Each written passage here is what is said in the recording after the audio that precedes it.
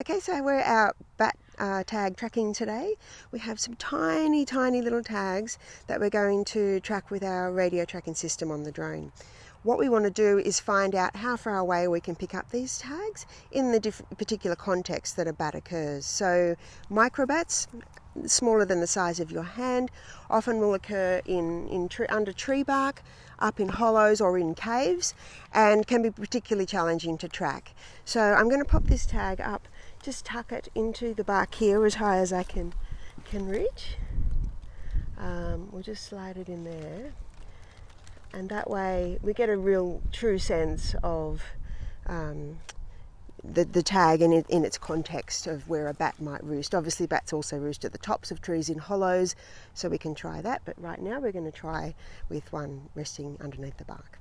So what we want to do is see how our system performs tracking these small tags and exactly how effective it is, so that people can get a really good feeling for what sort of an area they can cover in a single flight. So it'll be pretty exciting. These are the smallest tags that we've tracked with our system.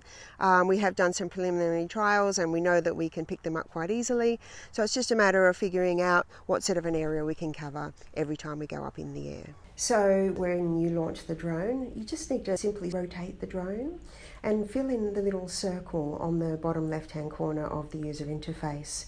Once you've finished the rotation, you can then fly off to another location, and once you've got those lines on the map, you can choose where to fly next to get the best intersecting lines. So then you just simply repeat the process, do a slow rotation. It's been speeded up here for your purposes.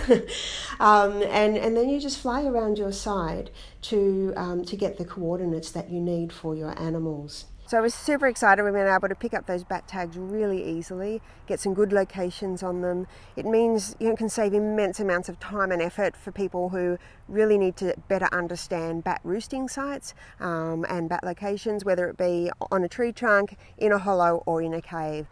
Tracking all of the animals at the same time and being able to get that real-time feeds back to the base station is a game changer. So hopefully that will really have a great impact on bat researchers' capacity to collect more data on these fascinating creatures.